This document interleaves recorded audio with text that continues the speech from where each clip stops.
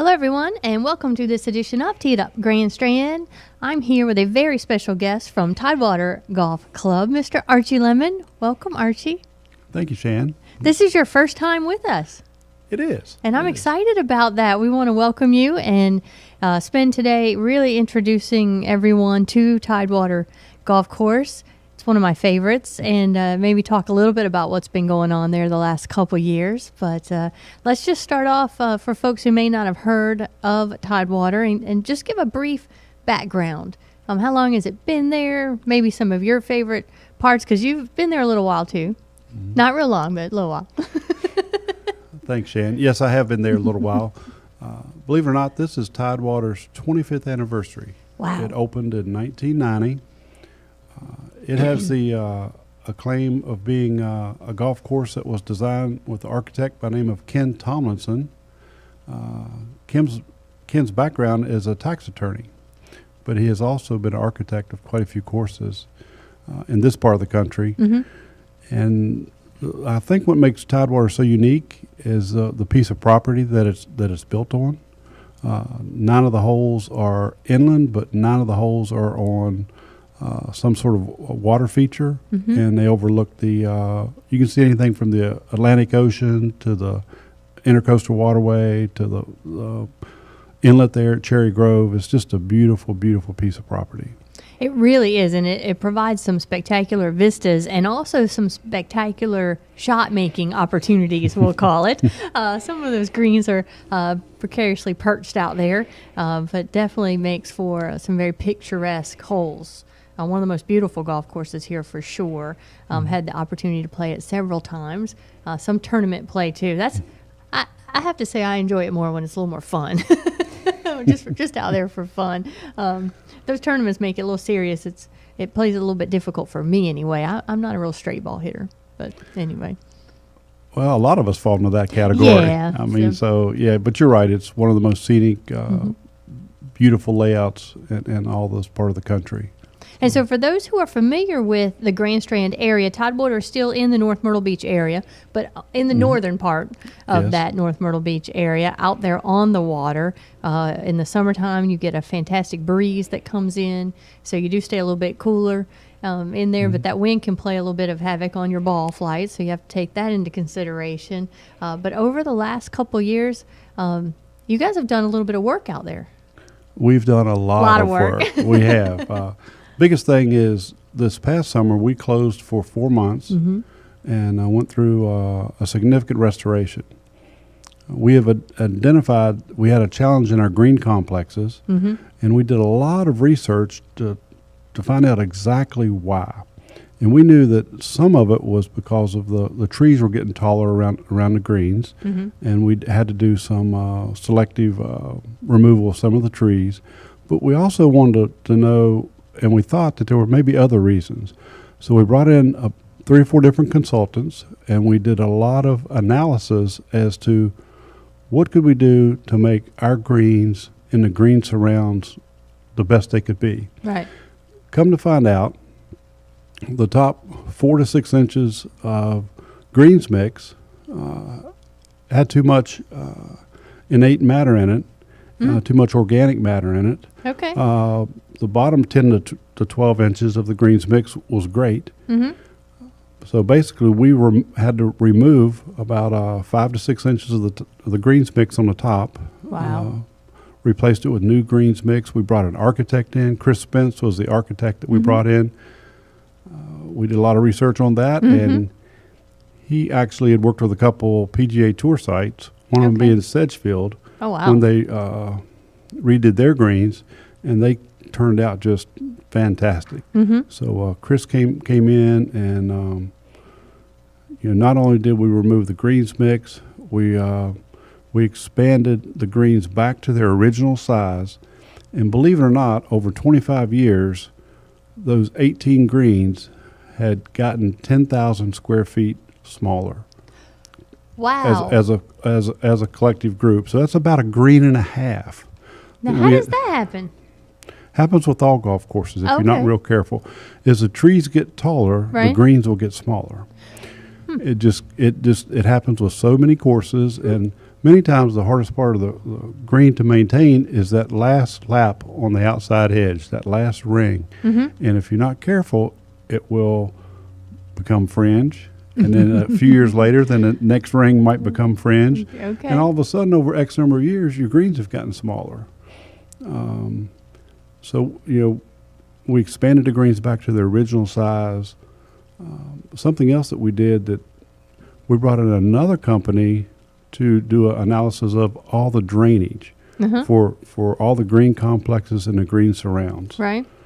And we discovered that some of the greens had some drainage challenges. Mm-hmm. So we went in and addressed all those, put in some new drain lines, both the greens drains and the outfalls of the green, so that the better the greens drain, the better the grass grows. Right. And so we did all that, and then we selected a Mini Verde Ultra Dwarf Bermuda grass for our new putting surfaces. We sprigged those about mid-July, and we reopened this past fall, October 1st.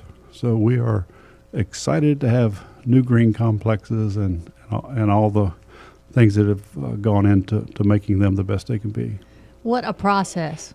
Holy Yes. cow. I had no idea.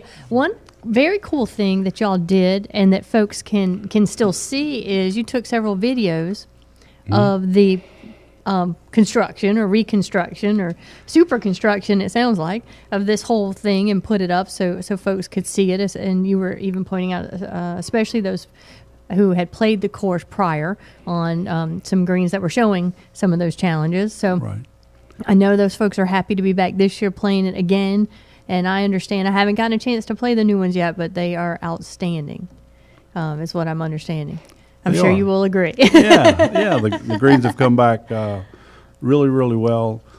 And we're getting a lot of good reviews. We're just excited for spring to be here and Absolutely. having the renovated golf course, open again. Absolutely. I want to go back. Okay, so the first thing you mentioned, and because I think this is fascinating. I've always been very interested in how golf courses were made in general, and some just seem to be thrown up and do just fine, and some seem to have all this work, and then nothing anyone can do seems to be able to keep it going. So it's interesting to me. But you mentioned the trees, and that has to do with airflow, right?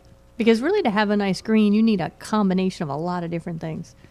Yes, the trees have to do a lot with airflow, but also they have to do with sunlight. Oh, true. And also nutrients.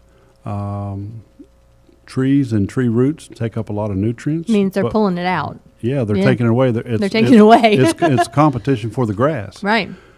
And especially when you're trying to maintain the grasses on the golf courses at such a short cutting height. Right.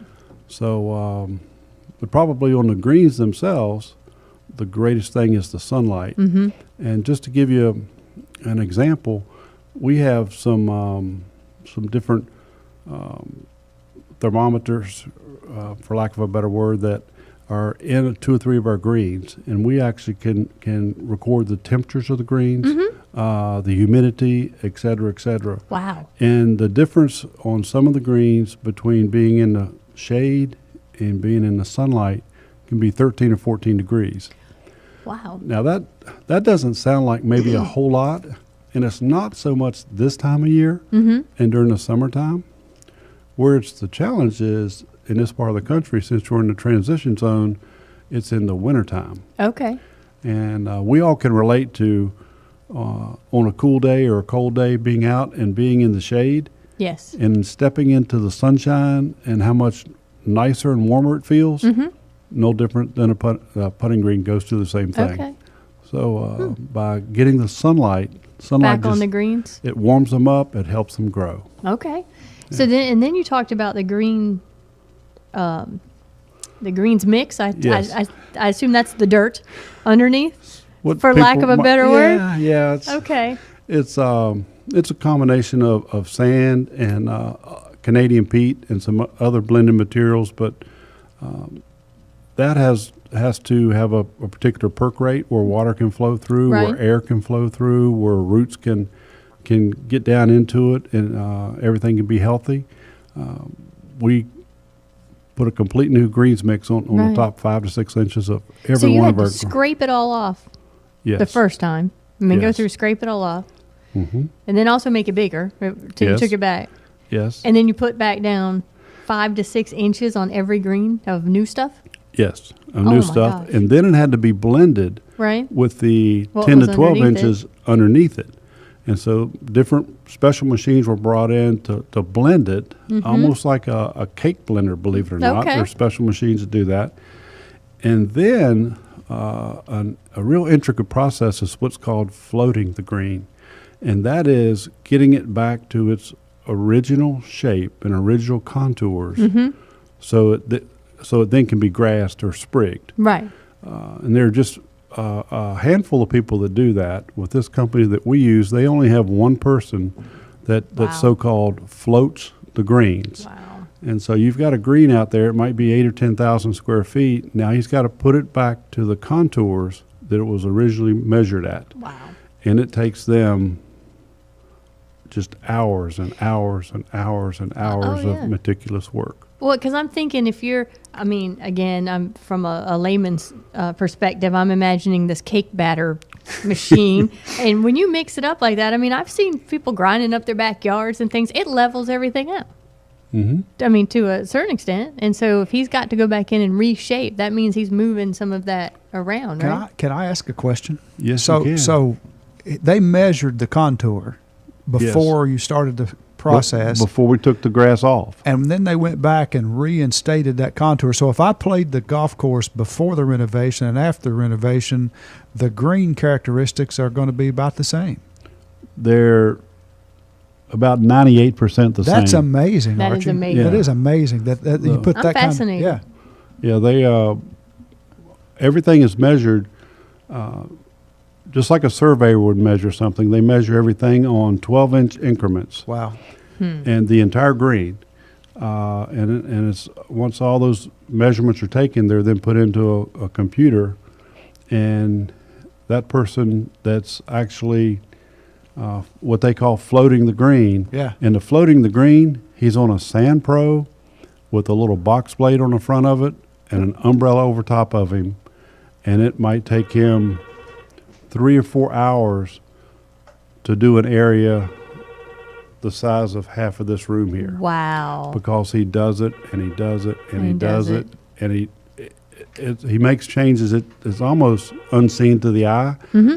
And then he'll go back over and look at his computer and measure it, and he'll go back again and start doing it. Wow. It's a very, very, very tedious process, but it's so important. Now, when I say about 98%, on purpose, we met with the architect and we looked at every green complex, and there may have been like a place. I'll use number 9 as an example. It has a top tier and a bottom tier that run right to left as you play the hole. We softened that tier just a little bit, and by doing so created an additional 2 or 3 hole locations. Oh, nice. Okay. And just every now and then we'll do something like that. We'd look at a green and we'll go, if this right here, instead of a 3-to-1 slope, only dropped half that much, we would have another cupping location that we could put here on the back left. Say that just amazes me, especially for the members and the regular people that play it. I mean, you came back with a very similar course. I know. It's important too, because the people who are, especially for your members, they liked it, and I'm sure they Yes. wanted to keep it that way. Well, I want to get to the grass because we're going to run out of time before I get to everything. But Okay.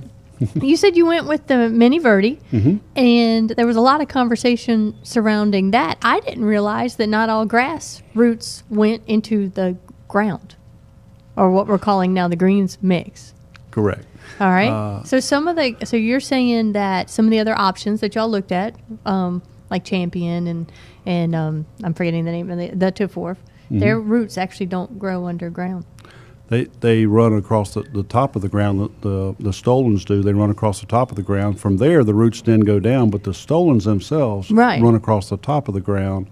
And there's 3 more popular ultra dwarf Bermuda grass greens to choose from. and that's Tiff Eagle, which Right. we previously had. Okay. And then Champion and Mini Verde. Okay. And the Mini Verde stolons that run and I'm sure you've seen in this part of the country just Bermuda grass where the runners, you see them, yes. and you see them, above, they're right at the top of the ground almost. They're just, Right. They're just going straight across. okay. Well, the Mini Verde is slightly underneath the soil. Okay. And then the grass then grows up from that, whereas the Champion and the Tiff Eagle runs right on, kind of more on top of the soil. Right. And now is that what gives it more of the different textures and where it causes more or less break because of the way the blades are growing, or is that something different? Have I gone off the cart path the other way? You're going off the cart path Okay. the other way, but no, you're talking about grain. Yes, thank you. Yeah, which affects which way the ball may break, and a lot's just determined by how a green will drain. Okay. How the water will flow. So Is that why they say it always breaks to water? If you Normally. see water, okay. Normally, yeah, that's you can't, correct. It's not a guarantee, that's for sure. it will But, almost always break to water if the water is not been put there by man. Okay, if it's a natural water. If it's natural water, it almost always will flow there. Okay. If it's man-created, it may or may not. May or may not. Flow in that direction. Interesting. And so, wow. Okay. So we've learned a lot about green structures today, Jeff.